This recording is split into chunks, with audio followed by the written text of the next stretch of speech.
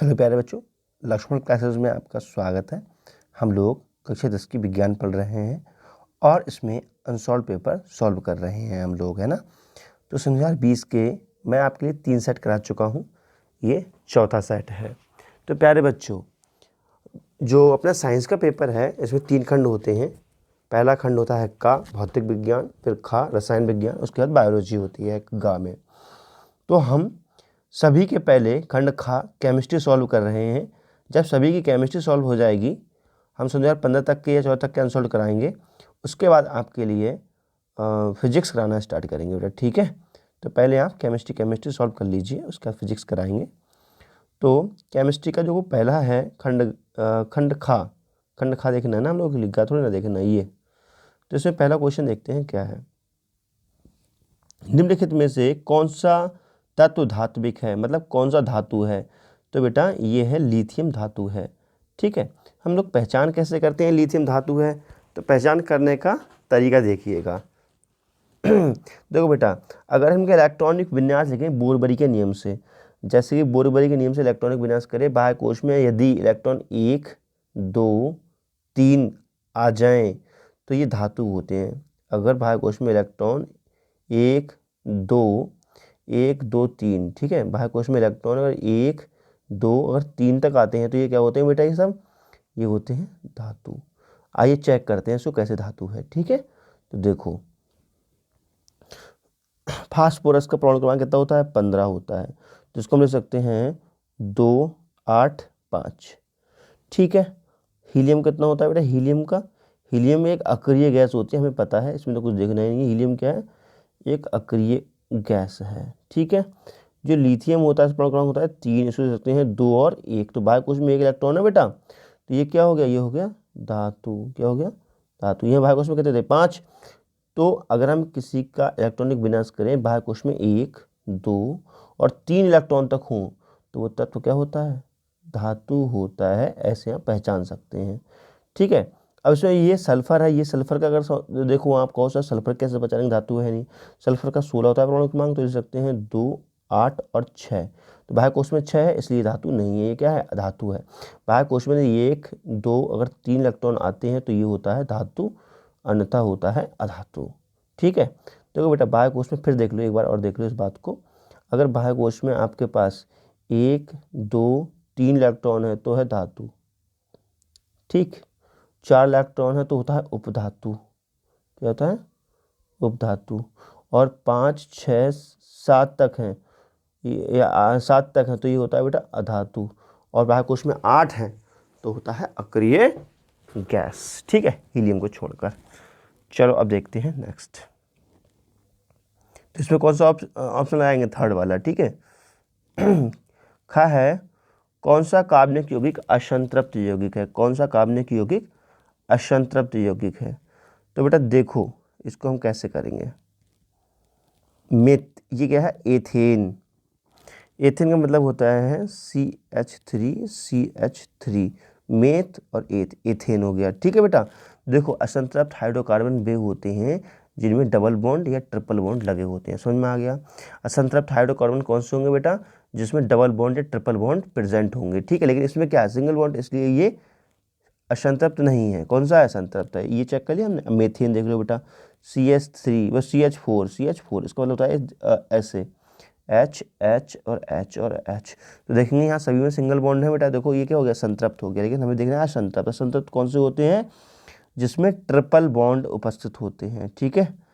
अब देखो बेटा, इसको चेक करो, एथिल अल्कोहल को C2H5OH, तो इसमें भी सिंगल बॉन्ड है, तो ये भी संतृप्त है। तो बच्चा हमारा बेटा एथिलीन, ठीक है। तो ये ही आपका असंतृप्त हाइड्रोकार्बन होगा। तो तीसरा वाला आप टिक कर लेंगे, ठीक है।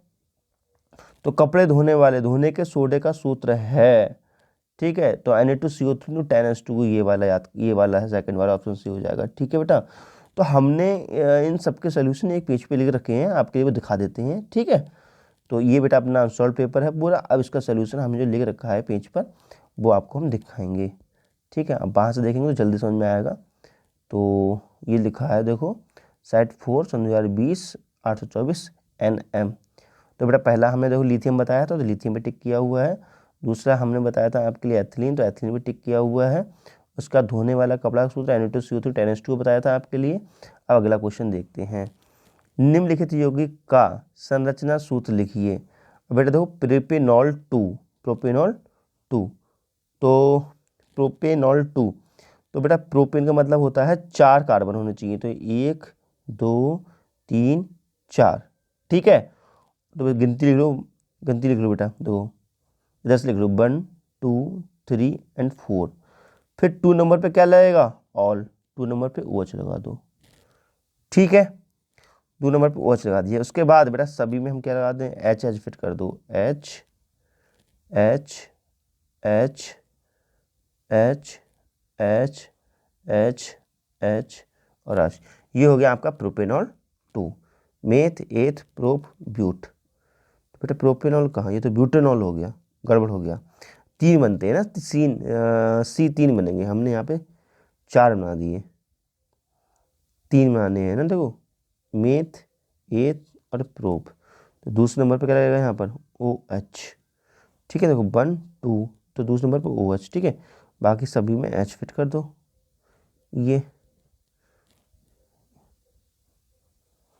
हो गया बेटा प्रोपेनॉल 2 का सूत्र, ठीक है। इसको आणविक रूप में लिखेंगे तो कैसा हो जाएगा, C कितने हो जाएंगे, C3, ठीक है। और H देखो H, ये हो गया 3 और 3 6 7 8, ठीक है। तो ये ऐसे लिख दो C3H6, ठीक है बेटा। तो आणविक सूत्र लिखना जरूरी भी नहीं है, चाहो लिख सकते हो। तो बेटा CH3 हो गया CH3, ठीक है। या हम वैसे लें तो कितने हो गए, C3 हो गए, कितने हो गए बेटा C3, तो C3, ठीक है। उसके बाद H दो कितने हो गए 6 हो जाएंगे, H6, ये हो गया 6 7 8 और H8O। वैसे लिखना जरूरी नहीं है बेटा, यही सही है। आपको जो मैं संरचना सूत्र बताया आपके लिए यही सही है। फिर से देख लो आपको कैसे बनाना है, 1 2 3, यहाँ लगाना है OH, यहाँ पर CH3, यहाँ पे भी CH3, यहाँ पे भी एक H लगा दो, तो मेथ एथ प्रोप, तो ये हो गया आपका प्रोपेनॉल 2, ठीक है बेटा। तो ये वाला सही है, ये वाला जो है मिस्टेक हो गया, गलत लिख गया है, ठीक है। अब देखते हैं इस वाले का नाम कि इसका क्या होगा। देखो बेटा इसका पेंटेनल, पेंटेनल, तो इसका मतलब ये है इसमें 5 बनेंगे कार्बन, ठीक है। 5 5 कार्बन, 1 2 3 4 और 5, तो यहाँ हो जाएगा CHO, ठीक है। और देखो मेथ एथ प्रोप, तो बेटा 5 है, 1 2 3 4 5, ठीक है। मेथ एथ प्रोप ब्यूट पेंट, ये हो गया पेंट, ठीक है। सभी में HS लगा दो, H H H H H H H H और H, ठीक। तो ये हो गया पेंटेनल, क्या हो गया पेंटेनल। तो अब इसमें यौगिक दो, ठीक है, ये पेंटेनल हो गया। बेटा इसमें संरचना बनानी थी ना, तो जो हमने संरचना आपके लिए बना के दिखाई है यही सही थी, जब भी मैंने बनाई थी संरचना पेंटेनल की। ये 1 2 3 4 और यहाँ पे CHO लगाया था, यहाँ पे HS लगाए थे सभी में। ये इस टाइप की जो संरचना हमने बनाई थी, अभी ये वाला बनाना है आपको, ये वाला नहीं, इस टाइप से सूत्र टाइप से मतलब, क्योंकि संरचना बनानी ना इसमें, तो ये वाला सही नहीं है, ठीक है। तो मैं जो बता रहा हूँ वो आपका सही है, वो वाला बना लेंगे, ठीक है। दरअसल मैंने स्टूडेंट से लिखवाया है तो कहीं कहीं मिस्टेक हो गई है, बाकी जो बता रहा हूँ वो चीज़ सही है। फिर है निम्नलिखित अभिक्रिया का संतुलित रासायनिक समीकरण लिखिए। तो बेटा अब जो अभिक्रिया हैं ये, इनका संतुलित समीकरण देना है, हमारी रासायनिक समीकरण, ठीक है। तो देखेंगे जरा, देखो ये है zinc plus silver nitrate equal to zinc nitrate और सिल्वर। तो बेटा देखो जरा जिंक, ये जिंक सिल्वर नाइट्रेट का फॉर्मूला, तो ये हो गया जिंक और ये हो गया Ag। तो इसमें सब कुछ संतुलित है, कुछ भी संतुलित करने की जरूरत नहीं है, यही संतुलित अभिक्रिया है, ठीक है। उसके बाद देखो बेटा magnesium hydrogen chloride equal to क्या है, मैग्नीशियम क्लोराइड और हाइड्रोजन। तो बेटा मैग्नीशियम ये रहा, ठीक है। और यहाँ पर हाइड्रोजन क्लोराइड, तो हाइड्रोजन क्लोराइड का सूत्र होता है HCl। बेटा यहाँ 2 नहीं होगा, ठीक है, क्या होगा HCl, ठीक है। उसके बाद बेटा ये आता है मैग्नीशियम क्लोराइड, तो MgCl2, सही है, MgCl2 और हाइड्रोजन का H2। संतुलित देख लेते हैं बेटा, संतुलित, तो बेटा देखो यहाँ Mg2 है और यहाँ पर Mg2 है, सही है, ठीक है। उसके बाद हाइड्रोजन देखो 2 हैं, तो हाइड्रोजन भी 2 हैं, सही है। Cl देखो बेटा 2 हैं, लेकिन यहाँ पर Cl कितने हैं, यहाँ पर Cl 4 हो रहे हैं, तो ये ही यहाँ पर गड़बड़ है, ठीक है। तो देखते हैं इसको कैसे इसको सही करेंगे। तो बेटा ऐसे करते हैं, इस रिएक्शन को दोबारा लिखते हैं, फिर संतुलित करते हैं, ठीक है। तो ये रिएक्शन हम गलत बताते हैं आपके लिए, ये गलत हम दोबारा लिखेंगे इस रिएक्शन को, वो देखें आप, ठीक है। देखो बेटा मैग्नीशियम को बोलेंगे हम Mg, ठीक है, plus hydrogen chloride HCl, arrow magnesium chloride, तो MgCl2 प्लस हाइड्रोजन, ठीक है। अब क्या करना है, इसको हमें करना है संतुलित। संतुलित करने के लिए सबसे पहले हम देखते हैं धातु इक्वल है कि नहीं है। तो बेटा देखो Mg यहाँ पर कितना है, 1 है, यहाँ पे Mg 1 है, इक्वल है। अब हम देखते हैं क्लोरीन, क्लोरीन इक्वल है नहीं, तो क्लोरीन देखो यहाँ पर 2 है और यहाँ पे क्लोरीन इकलौती है, तो हमें क्या करना है, क्लोरीन को बराबर करना है। तो क्लोरीन को बराबर करने के लिए हम 2 से मल्टीप्लाई करते हैं, तो देखो क्लोरीन कितनी हो गई बेटा, क्लोरीन 2 हो गई, ये भी क्लोरीन 2 हो गई और ये भी क्लोरीन 2 हो गई, ठीक है। हाइड्रोजन देखो 2 हो गए और हाइड्रोजन 2 हो गए, ये हमारी संतुलित रासायनिक समीकरण हो गई, ठीक है। तो इसको अपनी कॉपी में नोट कर लें, ओके। चलो आगे बढ़ते हैं। तो बेटा अगला क्वेश्चन है अपना, प्रत्येक यौगिक का उपयोग लिखिए। तो कौन कौन से यौगिक लिखिए बेटा, कास्टिक सोडा, कास्टिक सोडा का हमें उपयोग लिखना है। तो कास्टिक सोडा का सूत्र पता है आप लोगों को, कास्टिक सोडा का सूत्र बेटा क्या होता है, सुनो, ये होता है NaOH, सोडियम हाइड्रोक्साइड, और ये एक क्षारक होता है। तो ये बहुत सारे उपयोग में काम आता है। अम्लता को, पेट में अम्लता को कम करने में, अम्लता क्या होती है, जब हम लोग खाना खा लेते हैं खट्टी टकारें आती हैं, वही अम्लता होती है ना, अम्लता को कम करने में। कैसे अम्लता कम हो जाती है, देखो हमें पता है, ये क्या है, क्षारक है बेटा, क्षारक में अम्ल मिला दो, क्या मिला दो, अम्ल। तो अभिक्रिया कौन सी होगी, उदासीनीकरण होगी, ठीक है। तो उदासीनीकरण पेट के में हमारी अभिक्रिया होती है, तो इससे क्या होता है, हमारे पेट की अम्लता कम हो जाती है, ठीक है। उसके बाद क्या है बेटा, कास्टिक सोडा जो है NaOH, भोजन को शीघ्र पकाने में। तो बेटा कास्टिक सोडा से भोजन जल्दी कैसे पक जाएगा, भोजन जल्दी नहीं पकेगा ये, ठीक है, ये गलत लिखा हुआ है। तो कास्टिक सोडा का यूज क्या है, नेक्स्ट कास्टिक सोडा देखो पहले तो होगा अम्लता को कम करने में, ठीक है। उसके बाद सेकंड पॉइंट हम ले सकते हैं कि उदासीनीकरण अभिक्रिया के रूप में, वैसे हमने ऊपर लिख दिया है ये वाला, साबुन बनाने में लिख सकते हो, है ना, साबुन तो इसी से बना लेते हैं हम लोग, तो लिखेंगे साबुन बनाने में, ठीक है। तो ये 2 यूज हो गए इसके। चलो अगले बढ़ते हैं बेटा, अगला है अपना कि प्लास्टर ऑफ पेरिस का क्या यूज है। तो प्लास्टर ऑफ पेरिस, तो प्लास्टर करने में हड्डी उड्डी नहीं होती है, हाथ पैरों की टूटने लगती हैं, तो जब टूट जाती है, फ्रैक्चर हो जाती है, प्लास्टर करने में हम इसका यूज़ करते हैं, प्लास्टर ऑफ पेरिस का, ठीक है। और दूसरा खाली है तो लिखेंगे हम सीमेंट के निर्माण में, सीमेंट के निर्माण में, ठीक है। अगला देखो, अगला जो क्वेश्चन है अपना, लिखा है तत्व ए, तत्व ए का इलेक्ट्रॉनिक विन्यास 287 है, तो तत्व का परमाणु क्रमांक तथा आवर्त सारणी में स्थान बताओ, वर्ग संख्या बताओ, ठीक है। तो 287 का मतलब क्या हो, परमाणु क्रमांक कितना हो गया, 17, और 17 किसका होगा, क्लोरीन का। तो पूछ रहा है तत्व ए का इलेक्ट्रॉनिक विन्यास 287 है, तत्व का परमाणु क्रमांक, तो परमाणु क्रमांक हो गया 17, आंसर कितना हो गया बेटा, तत्व का परमाणु क्रमांक कितना हो गया, 17 हो गया, ठीक है। फिर लिखा है आवर्त सारणी में वर्ग संख्या बताओ, तो कौन सा वर्ग संख्या में रखा गया है, ये 17 ही वर्ग संख्या में रखा गया है, आप आवर्त सारणी में देख सकते हैं, सही है।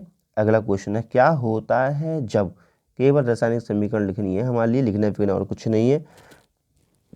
जब जिप्सम को हम 373 केल्विन पर हीटेड करते हैं, तो बेटा वाटर का मॉलिक्यूल्स निकल जाता है और हमें प्लास्टर ऑफ पेरिस प्राप्त होता है। यहाँ लिख लेना प्लास्टर ऑफ पेरिस लिखते हुए, चलो बेटा नाम को, नाम नहीं लिखोगे तो याद नहीं रहेगा, तो इसका क्या नाम है, प्लास्टर ऑफ पेरिस, ठीक है। अगला क्वेश्चन देखते हैं, क्या होता है जब बुझे हुए चूने में क्लोरीन गैस प्रवाहित करते हैं। तो यह प्राप्त होता है CaOCl2 व्यंजक चूर्ण कहते हैं। लिख लेना यहाँ पे व्यंजक चूर्ण, ठीक है, या ब्लीचिंग पाउडर लिखो बार बार बेटा, लिखोगे तभी तो याद होगा ये, है ना। तो अगला क्वेश्चन देखते हैं, क्या होता है जबकि केवल रासायनिक समीकरण देने हैं। ठीक है बेटा, क्या होता है, रासायनिक समीकरण देना है। जब एथिल अल्कोहल को शांत सल्फ्यूरिक अम्ल के साथ गर्म किया जाता है, तो बेटा ये एथिल अल्कोहल है, शांत सल्फ्यूरिक अम्ल के साथ गर्म कर रहे हैं, तो हमें प्राप्त होता है यहाँ पर CH2 डबल बॉन्ड CH2। ठीक है बेटा, क्योंकि वाटर मॉलिक्यूल्स यहाँ से रिमूव हो जाता है ना। देखो मैं आपको समझा देता हूँ थोड़ा सा। इसको हम लिख सकते हैं, देखो इसको हम लिख सकते हैं CH3, या ऐसे समझो, दूसरे के समझो इसको बेटा। देखो C और OH,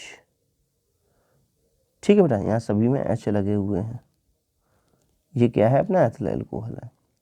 अब इसमें हम H2SO4 डाल रहे हैं। अब जैसे ही H2SO4 डालते हैं तो वाटर मॉलिक्यूल्स यहाँ से निकल जाता है। OH एक निकला, एक मान लीजिए निकला, तो बचा क्या, CH double bond CH2 double bond CH2, ये बचता है हमारा। ठीक है, वैसे ये रिएक्शन सही लिखी है, गलत नहीं है, बिल्कुल सही रिएक्शन लिखी हुई है। अगला है, एथिल अल्कोहल सोडियम के साथ अभिक्रिया करता है। बेटा ये रहा एथिल अल्कोहल का सूत्र, यहाँ लिख लेना। एथिल अल्कोहल लिखा करो भाई, यहाँ लिखते नहीं तो मिस्टेक हो जाती है, स्टूडेंट्स लिखवाया बेटा यहाँ पे, ठीक है, लिख लेना आप एथिल अल्कोहल। अब इन्हें सोडियम से क्रिया करा रहे हैं तो हमारे लिए प्राप्त होता है CH3CH2ONA, सोडियम मेथॉक्साइड कहते हैं इसको, और हाइड्रोजन गैस रिमूव हो जाती है। ठीक है, नेक्स्ट है, एसिटिक अम्ल में सोडियम हाइड्रोक्साइड मिलाया जाता है, तो ये रहा एसिटिक एसिड। तो यहाँ लिखो भैया एसिटिक एसिड, और यहाँ पर देखो सोडियम हाइड्रोक्साइड, ठीक है, या कास्टिक सोडा भी कहते हैं इसको हम। ठीक है, तो इसको यहाँ पर क्या करा जाता है बेटा, इन दोनों की रिएक्शन कराई जाती है, तो हमें प्राप्त होता है CH3COONA और H2O। ठीक है, अगला देखते हैं, लिखा है सोडियम कार्बोनेट एसिटिक अम्ल के साथ अभिक्रिया करता है, तो बेटा Na2CO3 होता है सोडियम कार्बोनेट, लिख लेना इसके नीचे। ठीक है, एसिटिक एसिड का सूत्र होता है CH3COH, यहाँ लिख लेना एसिटिक एसिड। ठीक है, अब जब रिएक्शन करते हैं तो CH3CONA प्राप्त होता है और CO2 प्लस NaOH प्राप्त होता है। क्या होता है जब ये लिखा है एथिल अल्कोहल एसिटिक अम्ल के साथ अभिक्रिया करता है। ठीक है बेटा, ये एथिल अल्कोहल एसिटिक एसिड के साथ अभिक्रिया करता है, तो ये प्राप्त होता है हमारे लिए, इसको बोलते हैं एस्टर। इस अभिक्रिया को कहते हैं एस्टरीकरण, लिख लेना ब्रैकेट में। ठीक है, इंपॉर्टेंट चीज़ें हैं ये।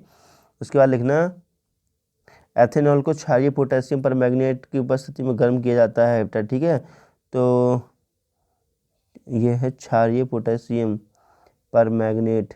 ठीक है, तो बेटा ये KMnO4 होता है। क्या होता है यहाँ पर, थोड़ा मिस्टेक लग रहा है मुझे मेरे लिए यहाँ पर बेटा, क्या होना चाहिए यहाँ पर, KMnO4।